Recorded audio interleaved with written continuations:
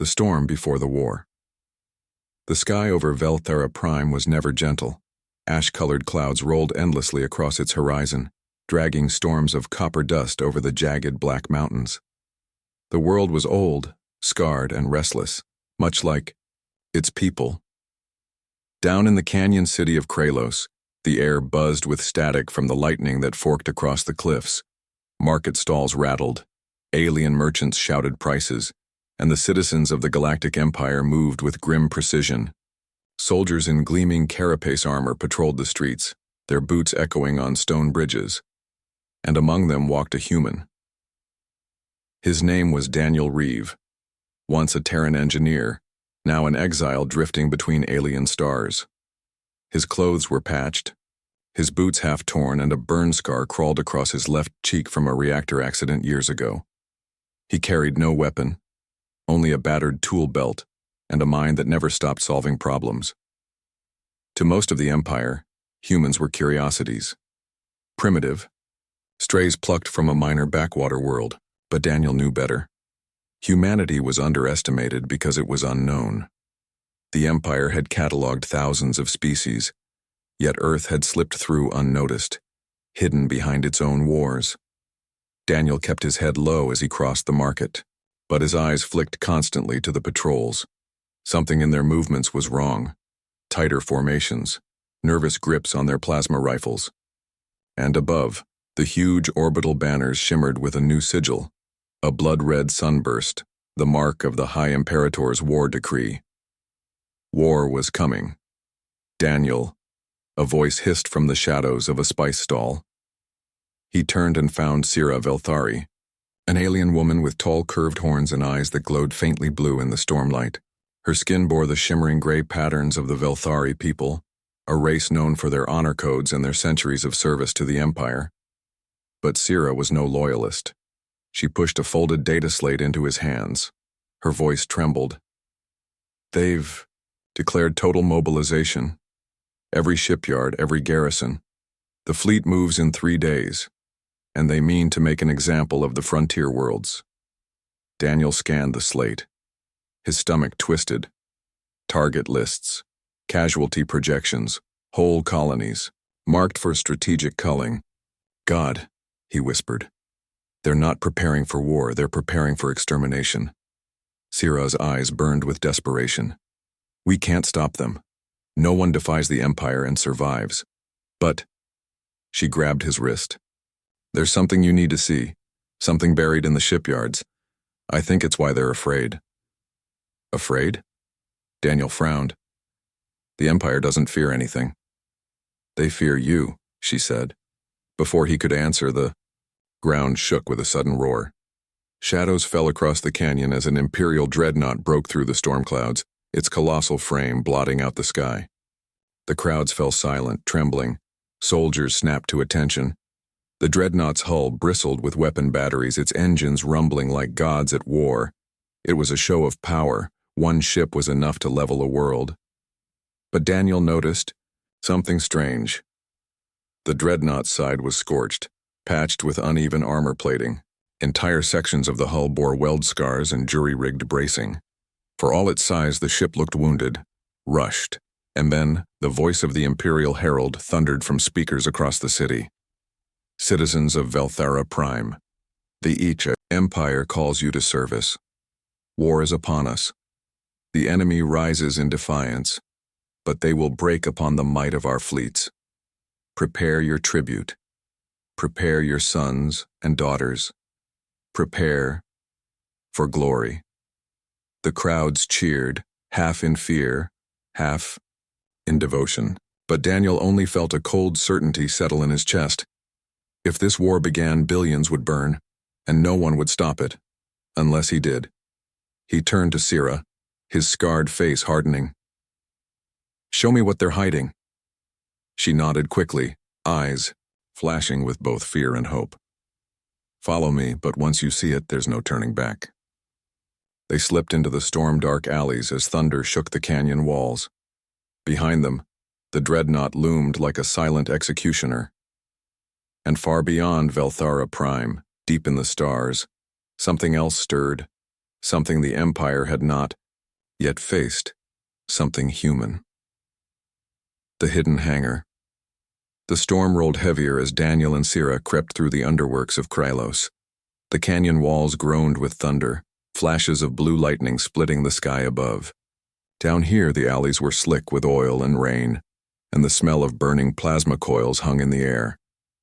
Daniel kept his head down, following close behind Sira as she led him through twisting passages. She moved quickly, her long coat snapping in the wind, horns glinting faintly in the gloom. She didn't speak. She didn't dare. The further they went, the fewer people they saw. The noise of the market faded into silence until only the storm and the hum of hidden generators remained. Finally, Sira stopped before a sealed blast door half buried in rock. The metal was ancient, its surface cracked and rusted from centuries of disuse. She placed her hand on the sensor plate. A thin blue light swept across her palm. The door shuddered. "Are you sure?" Daniel whispered. Sira glanced back at him. "No, but you need to see." The door groaned open, releasing a gust of stale metallic air. Inside stretched a tunnel lit by weak emergency lamps, their glow flickering across walls of corroded steel. Daniel stepped inside. Every instinct told him this was forbidden space. They walked in silence until the tunnel opened into a vast chamber, and there, hidden beneath Velthara Prime's mountains, lay a graveyard of ships. Daniel froze. Row after row of vessels sat in shadow. Broken frigates, shattered corvettes, half-melted hulls stacked like discarded bones. Imperial banners hung limp over the wreckage, their colors faded, but one ship stood apart. It was smaller than the others, its angles unfamiliar, its hull scorched black by fire. Its lines were crude compared to the sleek curves of Imperial design. Yet Daniel recognized it instantly, his chest tightened. His breath caught in his throat. It was human, an Earthship. He stumbled forward, hands brushing over the cold hull. The letters were faded, half burned away, but he could still make them out. T's Odyssey. Daniel's voice cracked. This was one of ours. Sira nodded, her expression grave. It crashed on the outer rim 5 years ago. The Empire silenced everything. They slaughtered the survivors. Only fragments of the story remain. But they didn't destroy the ship. They hid it here. Daniel pressed his forehead against the hull, memories flooding back. His father's stories of Earth, the launch broadcasts of early Terran ships, the hope of reaching the stars. And here it was, proof that humanity had come farther than anyone in the galaxy suspected, proof that the Empire was lying. He turned sharply. "We need the black box. If it's intact, it'll have transmissions, coordinates, maybe even fleet records." Sira hesitated. "If we take it, the Empire will know someone's broken in." "They'll know anyway," Daniel said. "The second war breaks out. Earth won't be able to stay hidden. We need to know what's coming. We need to know if we're alone." She gave a slow nod. "Then we move quickly." They climbed the cracked ramp into the ship's husk. The corridors were blackened, twisted by fire. Ash crunched under their boots. Daniel's hands shook as he ran them over the controls, familiar shapes, familiar layouts, primitive compared to alien tech, but his tech, humanity's. At the bridge, consoles lay shattered, glass spiderwebbed with impact cracks. But the core, unit, a black cube in the central pedestal, remained. The flight recorder. Daniel crouched beside it, opening his battered toolkit. Sparks hissed as he rewired the locks. His heart pounded. At last, the cube slid free with a soft hiss. He held it in his hands, its surface warm with stored power. Sira's voice was hushed. "Does it still work?" Only one way to find out. They set the cube into a portable reader from Daniel's kit. The device hummed to life, projecting flickering blue holograms into the air, static. Then, images. Daniel and Sira both leaned forward as fragments of video burst into light. A Terran shipyard, massive frames of warships under construction. A. Fleet assembling. Dozens of human ships launching in formation. A commander's voice sharp and steady. This is Expeditionary Task Force 1. Primary objective: establish forward presence beyond Sol. Secondary objective: locate potential allies. Contingency: engage hostile powers if threatened. The recordings shifted. Battles, firestorms in the void, alien ships burning under human guns. Then the image of the Odyssey itself, its hull tearing under Imperial fire. The last recording showed a young Terran officer, soot-streaked and bloodied. She stared into the camera with fierce determination. If anyone finds this, know that humanity stands. This was only the first wave. The main fleet is still assembling. Tell them the Dreadnoughts haven't even arrived yet. The image froze, then collapsed into static. Silence filled the ruined bridge. Daniel's throat was tight. His hands shook as he pulled the cube free. "My God," he whispered. Sierra's horns glowed faintly in the dark. "So it's true. Your people are building something larger." Daniel nodded slowly. "Not just larger. Something the Empire can't even imagine." Before they could say more, alarms blared. Harsh red light strobed through the wreck. Sierra cursed. "They've found us." Boots thundered in the tunnel outside. Imperial soldiers, closing fast. Daniel shoved the cube into his pack. "We need to run." They sprinted through the burning corridors, shadows leaping under the alarm lights. Plasma fire sizzled as bolts ripped through the wreck. Steel shrieked. They burst into the chamber of ship graves. Soldiers poured through the tunnels, rifles glowing. Daniel and Sierra ducked behind twisted hulls, bolts screaming overhead. Daniel's breath tore in his chest. "We can't fight them all," Sierra shouted. "No," Daniel gasped, fumbling in his pack.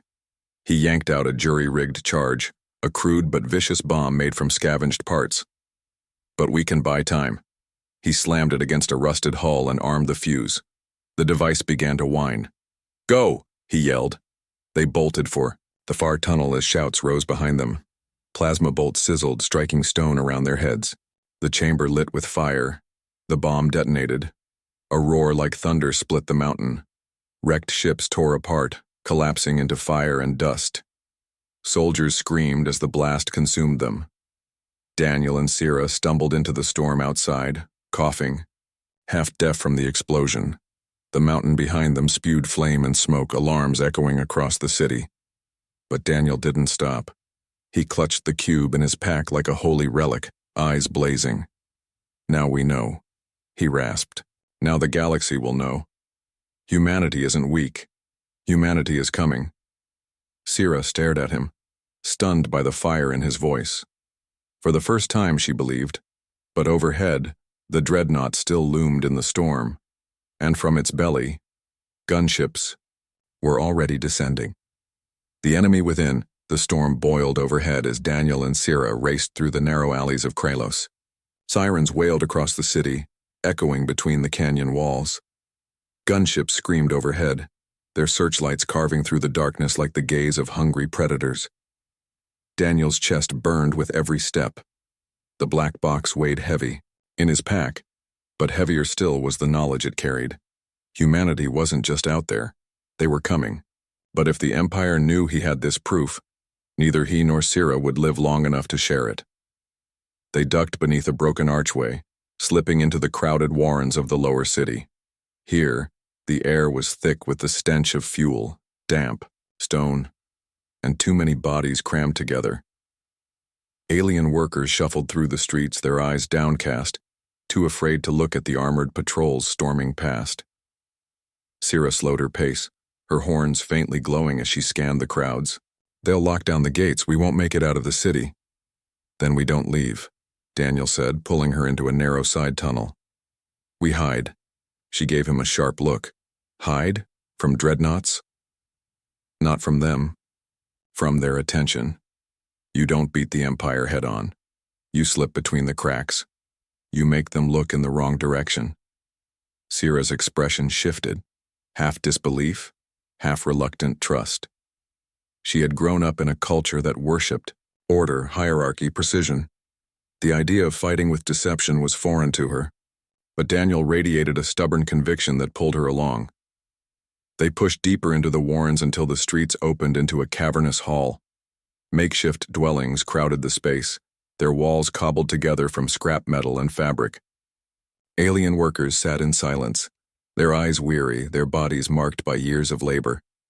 These were the forgotten, the slaves of the Empire's machine. One figure stepped forward, tall and broad, with scaled skin and heavy ridges across his face. His voice was low, bitter. "Outsiders shouldn't be here. Patrols will follow." Sira bowed her head in respect. "We have nowhere else. Please, Kethan. Hear us." The alien's eyes narrowed at Daniel. "A human. I've seen your kind once. Paraded. In chains before the governor." The crowd laughed. "Said you were weak?" Daniel met his gaze, unflinching. "Maybe we are. But we're also dangerous when cornered." He pulled the black cube from his pack, holding it up. "This proves it. The Empire is hiding the truth. My people are coming, and they're coming prepared." A murmur rippled through the workers. Some leaned forward, curiosity breaking through their fear. Kethan scowled. "And what does that mean to us? Whether it's the Empire's boots or yours, we still bleed." Daniel's voice hardened. "It means you have a choice. Stay silent and the Empire will keep grinding you down until nothing's left. Or stand with us, and maybe, just maybe, you'll have a future where your children aren't born slaves." The cavern fell quiet. The workers glanced at one another, whispers passing like sparks. Finally, Kethan growled, "You speak like a soldier." Daniel looked away, his scar catching the flickering light. "I was an engineer. But the Empire turned too many of us into something else." Sira placed a hand on his shoulder, sensing the weight of what he didn't say. She knew there were ghosts in his past he wasn't ready to share. Before the silence could stretch, heavy boots thundered above. Patrols, searchlights stabbed down through cracks in the cavern ceiling. Daniel cursed. "They've tracked us." Kethan bared his teeth, a rumble deep in his chest. "Then perhaps it's time we see if humans truly fight as fiercely as they speak." He motioned, and a dozen workers stepped from the shadows, clutching tools, mining drills, cutting torches, scavenged blades. Not soldiers, but desperate souls ready to strike. Sira glanced at Daniel. "What now?" Daniel's mind raced. He pulled a bundle of wires and a plasma charge from his kit, hands moving fast. "Now we teach them a human trick." Within minutes, he had rigged the charge to the cavern's power lines, turning the entire chamber into a trap. He explained quickly, his voice steady despite the pounding of his heart. "When they come, let them feel safe. Let them push too far, then," he snapped his fingers, "we cut the lights and strike where they can't see." Sira's eyes widened. "Chaos as a weapon." "Exactly." Daniel grinned, grim and sharp. "The Empire worships order. That makes chaos their greatest fear." The first wave of soldiers stormed through the cavern entrance, rifles glowing. Their commander barked orders, armor gleaming under the harsh lights. Daniel gave the signal. The lights died. Darkness swallowed. The cavern. Shouts of confusion erupted. The air filled with the hiss of cutting torches, the screams of soldiers ambushed by desperate workers. Plasma bolts flashed blindly, striking walls, ricocheting. Daniel lunged forward, wrenching a rifle from a soldier's grip and smashing the butt across his helmet. He wasn't a trained fighter, but desperation lent him strength. Sira fought beside him, her horns glowing faintly, her blade flashing in the dark. Kethan roared like thunder, tearing through soldiers with sheer brute force. For a moment it worked. The Empire's perfect lines broke. Fear crept into their ranks. But then reinforcements flooded the cavern. Heavier armor, heavier weapons. Plasma fire lit the chamber in blinding arcs. Workers fell screaming. Daniel knew they couldn't win. "Not here, not yet, fall back," he shouted. "Now!" They dragged survivors into the tunnels as explosions rocked the cavern. Daniel clutched the black cube tight, refusing to let go. They stumbled into a smaller chamber, sealing the door. Behind them, breaths came ragged. The air reeked of smoke and blood. Sira turned to Daniel, her face drawn. How long can we keep running? Daniel wiped blood from his cheek, eyes burning. As long as it takes, because if they catch us, this, he lifted the cube, dies with us. And if it dies, humanity dies with it. Silence fell. The workers stared at him with something new in their eyes, not just fear, but a flicker of belief. Then Daniel accessed the cube again, pulling more fragments of data. His hands froze. On the hologram, words burned bright in Imperial script. Priority order, species eradication. Target, Homo sapiens, human. Status, active. The chamber went still. The Empire didn't just fear humans, they meant to wipe them out. The spark of rebellion. The cavern was silent except for the hum of the hologram and the ragged breaths of those who had survived. The glowing words, species eradication, active, seemed to burn into the stone itself. Daniel's hand tightened on the cube until his knuckles went white. For a long moment he couldn't breathe, couldn't speak. His people weren't just at risk of war, they were already condemned. Sira broke the silence. Her voice was low, unsteady. Eradication orders are rare, reserved for species that threaten the Empire's dominion. She swallowed hard. This is genocide. Daniel lifted his head slowly, his eyes burning. Then it's not just my people they're coming for. Once they finish with us, they'll keep going. Anyone who dares resist. Kethin growled, his scaled fists clenching. They always do. My people fought centuries ago. We were broken, chained, scattered. We were told we could never rise again. He stared at Daniel. But perhaps your kind is different. Daniel looked around at the workers, exhausted, wounded, hopeless. And yet here they were, still alive, still breathing, still choosing to fight in their own small ways. Maybe, Daniel said softly. But I know one thing. We can't wait for those dreadnoughts. If humanity's coming, they'll need allies. And if the Empire wipes us all out before they arrive, none of this will matter. Sira stepped closer, her glowing, eyes fierce. Then we strike first, Daniel blinked. What?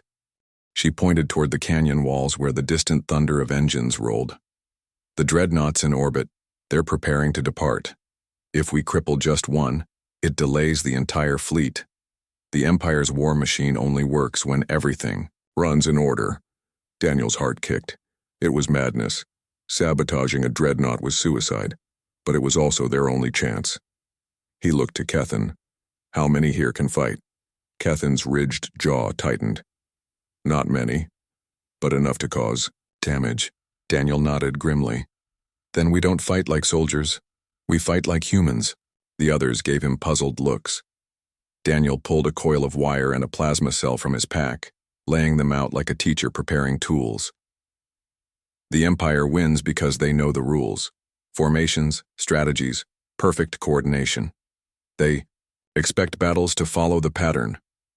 He looked up, his scar catching the dim light. But humans?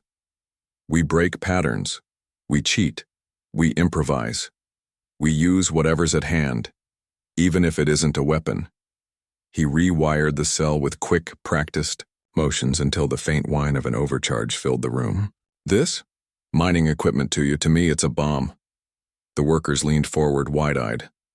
Daniel continued, his voice steady, almost calm. If we sneak into the maintenance bay under the shipyard, we don't have to destroy the dreadnought. Just wound it. Sabotage its reactor couplings. Force the Empire to spend weeks repairing instead of launching tomorrow. Buy time. For my people. And for yours. Sira's lips curved into a sharp smile. Chaos against order. Human against Empire. Kethin rumbled low in his chest. Perhaps you are dangerous, little human. That night, under the cover of the storm, the plan began. Daniel, Sira, Kethin, and a handful of workers slipped through the drainage tunnels beneath Kralos. The walls shook with thunder as massive engines roared above, the dreadnoughts preparing for war. The tunnels ended at a grated hatch. Beyond lay the shipyard's underbelly, a maze of scaffolding, cables, and fuel lines that fed the giant vessels. Docked overhead, bright floodlights cut across the rain, illuminating the gleaming hull of the dreadnought above. Even from here, its sheer size made Daniel's stomach twist. It was like staring up at a mountain carved from steel, bristling with weapons. Sierra crouched beside him, her blade strapped tight across her back. Her voice was low. "We slipped to the reactor conduits. No alarms, no heroics." Daniel gave a grim smile. Heroics are overrated. They moved like shadows across the scaffolding, ducking behind pipes as patrols passed. The workers had never done anything like this before, but they followed Daniel's hand signals with surprising discipline. Fear kept them sharp. At last they reached the conduits. Thick plasma lines ran into the dreadnought's belly, glowing faintly with energy. Daniel crouched, pulling tools from his belt. "Keep watch," he murmured. His fingers flew, splicing wires, overloading regulators. Sweat dripped down his scarred cheek. Every spark felt like a gunshot. Sierra leaned close. "How much damage will it cause?" "Not enough to kill the ship," Daniel said, "but enough to cripple her reactor when they try to jump. It'll look like a malfunction. With luck, they'll never know it was us." Her horns glowed faintly as she watched him work. "You risk so much for people you barely know." Daniel's hands didn't stop. "Because I know what it's like to be ignored. To be stepped on until you can't breathe. If humanity has a chance to change that for anyone, we have to try." For a heartbeat, Sierra said nothing. Then softly, "Perhaps that's why the Empire fears you." The last wire snapped into place. The device began to whine. "It's done," Daniel whispered. "Now let's—" A voice boomed from above. "Trespassers." Floodlights blazed, blinding them. Dozens of armored soldiers descended on cables, rifles glowing with deadly light. Daniel's stomach dropped. They'd been caught. "Run!" Sierra shouted, drawing her blade. Chaos erupted. Plasma bolts screamed across the scaffolding. Workers scattered, firing cutting torches, throwing tools, anything they had. Kethan roared, swinging a steel beam like a club, knocking soldiers from the ledges. Daniel tried to retreat, but a stun blast caught him in the chest. Agony tore through his body. He fell, convulsing, the world spinning into a blur. Through the haze, he saw Sierra fighting like a storm, blade flashing. She tried to reach him, but armored hands seized Daniel, hauling him upright. His pack was ripped from his shoulders, the cube torn away. "Target secured," a soldier barked. Daniel struggled weakly, but the stun charge left his muscles useless. He managed only one hoarse cry as they dragged him toward a waiting shuttle. "Sierra!" Her glowing eyes locked on his across the chaos. Fury, desperation. She cut down 2 soldiers in a single motion, but more swarmed her, pulling her back. The last thing Daniel saw before the shuttle door slammed was her face, wild with rage and grief. Then the engines roared, lifting him away into the storm. The trial. Before the Empire, Daniel woke to cold light. He lay chained in a vast chamber of polished stone and steel, the kind of hall built to intimidate. Carved banners of the Empire lined the walls, each draped with the crimson sunburst sigil of the High Imperator. Soldiers stood in rigid rows, their rifles gleaming, their faces hidden behind black helmets. At the far end of the chamber, raised, above all, sat the tribunal. 3 figures cloaked in shimmering robes, their horns crowned with golden circlets. Their voices echoed through the hall like rolling thunder. Daniel Reeve of Terra, the central judge intoned, voice cold and absolute. "You stand accused of trespass, sabotage, and incitement of rebellion against the Eternal Empire. Do you deny these charges?" Daniel's throat was dry, but his voice came rough and steady. "I don't deny a damn thing." Murmurs rippled through the hall. The judge leaned forward. "Then you understand the punishment." Daniel's eyes burned. "You want me to beg? You'll get nothing." The second judge, her voice sharp as a blade, sneered. "Such arrogance, from a primitive species that barely claws at the stars. You think your kind matters? You are insects. You are—" "Exactly why you're afraid," Daniel cut in, his words cracking through the chamber. "Because deep down, You know insects swarm. You know the moment we're pushed too far. We don't stop. We fight with rocks, with sticks, with fire until the predator bleeds. And you're bleeding already, aren't you? Gasps filled the chamber. A soldier struck him across the face with a rifle butt, but Daniel only spat blood and grinned through it. The first judge raised a hand for silence. His voice dropped low and venomous. You are bold, human. But boldness cannot save you. The Empire endures because we crush those who rise against us. The Velthari tried long ago. The Cathari tried. The Dravian tried. All now serve as examples of futility. And soon, your kind will vanish as though you never existed. The words hammered into Daniel's chest. His people, his home, already marked for eradication, but he forced himself to laugh. A raw, bitter sound. You think history only moves in your direction. But history, and it doesn't care about empires, it's about those who refuse to die. The judges exchanged glances, annoyed at his defiance. Bring the evidence, the first ordered. An officer approached with the black cube, humanity's flight recorder. He placed it reverently on a pedestal before the tribunal. This, the judge declared, was recovered from your sabotage attempt. It proves your kind has trespassed in imperial space. It proves your kind has raised weapons against us. With this we will declare war, not just on your species but on the very idea of resistance. Humanity will serve as the warning to all who dare oppose us. Daniel's heart sank. They were twisting it, using humanity's courage as propaganda, to fuel genocide, and yet, the cube glowed faintly, still alive. The officer touched the controls. The hologram flickered to life, showing fragments of the Odyssey, human ships, human soldiers. The tribunal leaned forward, ready to craft their narrative. But then, the feed changed. The projection sharpened into the face of a Terran officer. Not the one Daniel had seen earlier, but another, broad-shouldered, calm, and fierce. His uniform bore the insignia of the Terran Fleet Command. His voice rang clear, cutting across the hall with impossible authority. This message is for the Galactic Empire. You call humanity weak. You call us primitive. You think we are alone. You are wrong. The chamber froze. Soldiers shifted uneasily. Judges stiffened in their seats. The officer's voice grew harder, sharper. What you've seen so far, those were only the first explorers, the first ships, the first sacrifices. And still, they made you bleed. Still, they made you fear. So, listen well, the Dreadnoughts haven't even arrived yet. The hall erupted in shouts, confusion, panic. The projection filled the air with images. Vast shipyards orbiting Earth, colossal warships under construction, weapons bristling, engines blazing. Terran banners rippled in the void. The officer's final words thundered through the chamber, like a war drum. We are coming. And when we arrive, it will not be as slaves. It will be as equals. Or it will be as your end. The hologram cut. The cube went dark. For a long, stunned moment, the tribunal sat frozen.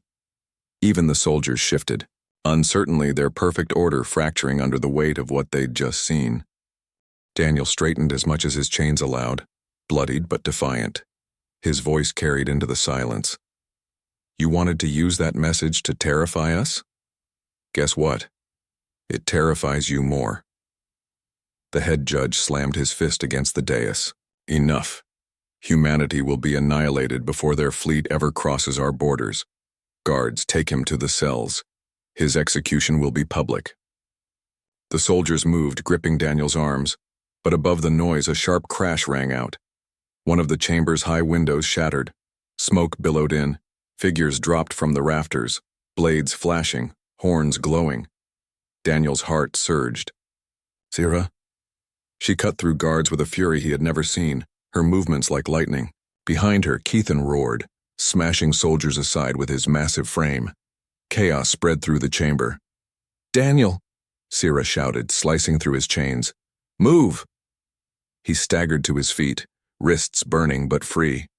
Together, they shoved, through the chaos as soldiers clashed with workers turned rebels. The judges shouted orders, but their authority was drowned in the storm of rebellion. The cube was still on the pedestal, glowing faintly. Daniel snatched it up, clutching it to his chest. The three of them ran for the shattered window, smoke and screams at their backs. Plasma bolts hissed past. Sierra vaulted first, then Keithan. Daniel leapt last, the storm swallowing them as they tumbled onto a waiting skiff below. Engines roared, lifting them into the night. Behind them, the tribunal hall burned with fire and fury. And across the galaxy, one truth echoed in every Imperial heart. The humans were coming. Fire in the stars. The skiff tore through the black skies above Velthar, its engines screaming. Daniel clutched the cube with white knuckles as Sierra piloted, her eyes glowing with determination. Behind them, the tribunal hall shrank into smoke and fire. "They'll be after us in seconds," Keithan rumbled, manning the rear cannon. His thick arms flexed as he swung the weapon toward the horizon. "Empire ships will swarm." "They already are," Sierra hissed. On the horizon, streaks of light cut across the night. Imperial interceptors rose like hunting falcons, sleek and deadly. Their formation locked onto the skiff. Daniel's mind raced. "We can't outrun them. Not in this thing." Sierra's jaw tightened. "Then we fight." Keithan roared as he opened fire, bolts of plasma lancing into the sky. One interceptor spiraled out in a fiery bloom, but 5 more closed in. The skiff shook violently as return fire scorched its hull. Panels sparked. Alarms wailed. Daniel stumbled into the cockpit beside Sierra. "Give me the controls." She glared at him. "You can't." "I flew haulers through asteroid belts. Trust me." For a moment she hesitated. Then she slid aside, her trust absolute in that instant. Daniel gripped the yoke, sweat dripping down his temples. He didn't think, he acted. The skiff dove between jagged spires of rock, weaving through narrow canyons lit by molten rivers. The interceptors followed, lasers cutting the night. "Hold on!" Daniel shouted. He twisted hard, skimming so close to a cliff face that sparks scraped the hull. One interceptor miscalculated and shattered against the rock. Keithan whooped in, wild joy. Yes, that's the way. But the others pressed in, faster, tighter. The skiff burst from the canyon mouth into the open night. Imperial cruisers loomed above, their bulk like mountains of steel. Searchlights cut through the dark, locking onto the fleeing rebels. "We're boxed in," Sierra whispered, voice taut with despair. Daniel's mind spun. He looked at the cube in his hands. It still glowed faintly, like a heartbeat. Then, an idea. "Sierra, can you broadcast from the ship?" Her eyes widened. "Yes. Why?" "Boost this cube. Send that message everywhere. Workers, rebels, every port, every world. Let them all see it." Her hands trembled as she connected the systems. "Once it's out, the Empire will know exactly where we are." Daniel met her gaze. "Good. Let them." She pressed the command. The skiff's transmitters howled to life. Across Velthar, across nearby colonies, even across scattered trade routes, the hologram sprang into existence again. The Terran officer's voice thundered into every street, every station, every slum. "You've only seen our first explorers. You've only faced the first wave. The Dreadnoughts haven't even arrived yet." The effect was instant. On factory floors, enslaved workers dropped their tools, eyes blazing with new hope. On distant freighters, crews froze, then cheered. In underground bunkers, rebel leaders clenched their fists, their fear turning to fire. The Empire's iron silence cracked. But in orbit, the cruisers moved. "They're charging weapons," Keithan growled. Daniel's chest tightened. This was it. They'd spark the flame, but they'd burn with it. Then the stars themselves shifted. A ripple spread across the void, like water disturbed by a stone. Space bent, twisted and tore open, and, through it vast shadows emerged, hull plating the size of cities, cannons that glowed like newborn suns, engines that burned with blue fury. Terran dreadnoughts. The first of the fleet slid into orbit above Velthar, its bulk blotting out the Empire's cruisers like a wolf among jackals. Static burst across the skiff's comms. Then a voice, steady, iron, unmistakably human. Terran Fleet Command to all hands. We've heard your cry. We're here. Syrah's mouth fell open. Keithan froze mid-reload. Daniel's breath caught in his throat. The impossible had arrived. The Dreadnoughts' guns thundered. Beams of searing light carved across the void, shattering Imperial cruisers like glass. Fire bloomed in the sky, debris raining down. The interceptors peeled away in panic, breaking formation. The skiff shook violently as shockwaves rippled through the atmosphere. Daniel tightened his grip, steadying them. Syrah whispered, half in awe, half in disbelief. You weren't lying. Daniel's lips curled into a fierce grin. Told you, history doesn't care about empires. It cares about those who refuse to die. The Dreadnought fleet poured through the rift, ship after colossal ship, a storm of human steel and fire. Velthars. Workers looked up from their chains, their eyes wide as stars. For the first time in generations, they saw deliverance. But in the Empire's core, in gilded palaces and war councils, fear twisted into rage. Armies mobilized. Commanders screamed orders. Entire fleets were recalled. The war had begun. And Daniel, Reeve, once just a broken soldier hiding on an alien world, now held the spark that lit the galaxy ablaze. The galaxy trembles. The skies above Velthar burned with fire. Imperial cruisers split apart under the barrage of Terran dreadnoughts. Fragments of shattered hulls fell like meteors, painting the night with trails of flame. On the surface, the people froze, then roared. Workers tore off chains. Slaves turned. On their overseers, citizens filled the streets with defiance. The Empire's banners once feared were ripped down and trampled into the dust. The skiff rattled in the chaos as Daniel wrestled it steady, guiding it through the storm of debris. His eyes locked on the massive human dreadnought above, its silhouette blotting out half the heavens. That's your people? Syrah whispered, disbelief etched in every word. Daniel smiled faintly, though his hands shook on the yoke. That's humanity. We come late, but when we come with everything. Keithan laughed like a child, his booming voice filling the cramped cabin. I thought you were just a half-broken soldier. Turns out you're the herald of gods. Not gods, Daniel corrected softly. Just humans. The comms crackled. Unidentified skiff, this is Terran Fleet Command. Identify yourself, Ran. Snapped to action, her voice trembling as she relayed their position. Skiff Delta 7. Carrying evidence. Carrying hope. There was silence on the other end. Then the reply, Delta 7, stand by. You're under the shield of Terra. Now, the uprising Velthar city erupted into revolution. Factories once filled with slaves now became armories.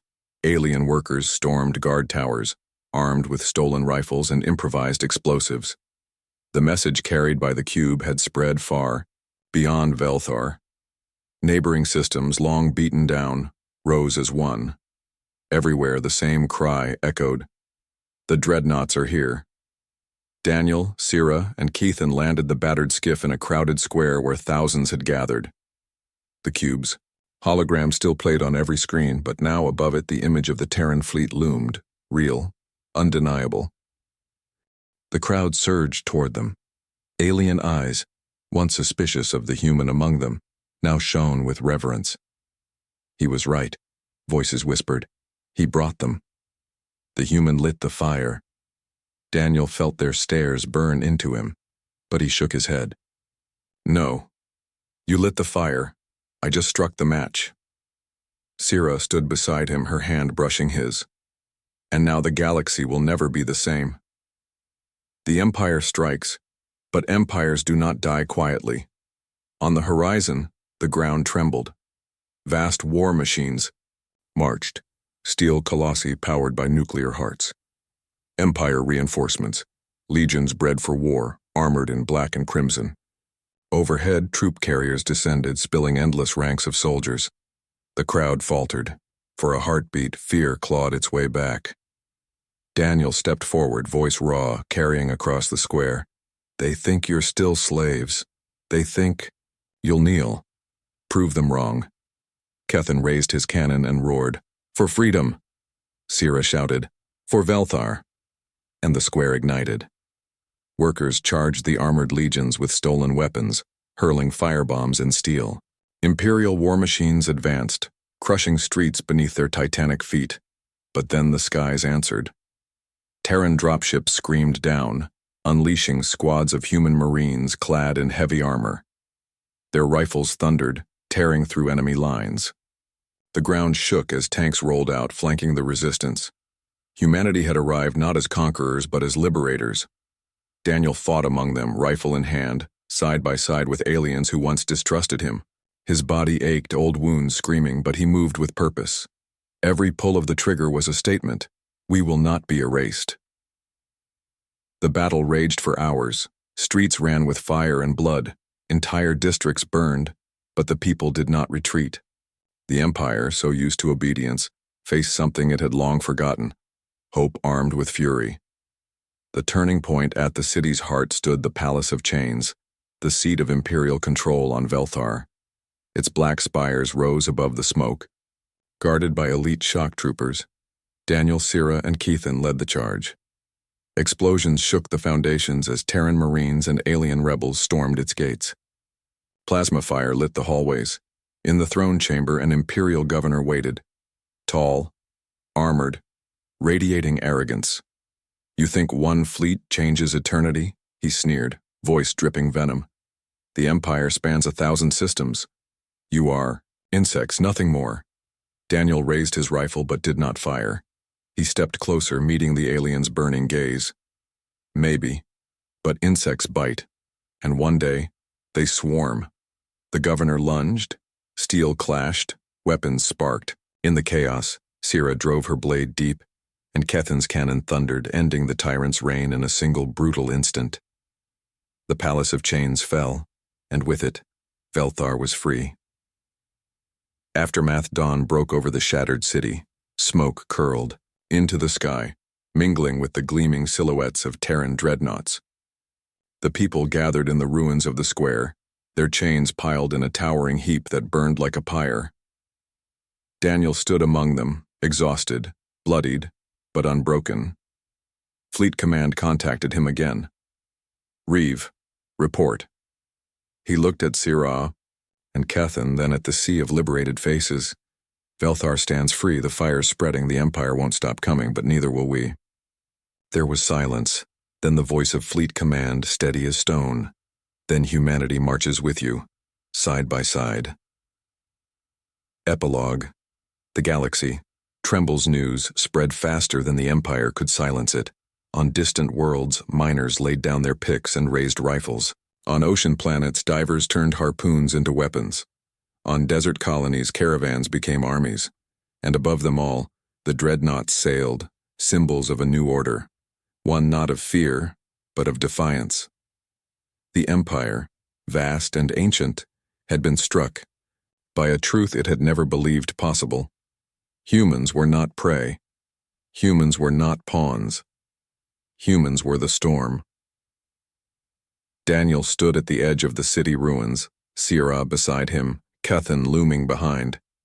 The sky above was filled with Terran steel, and for the first time in centuries the galaxy whispered a new legend.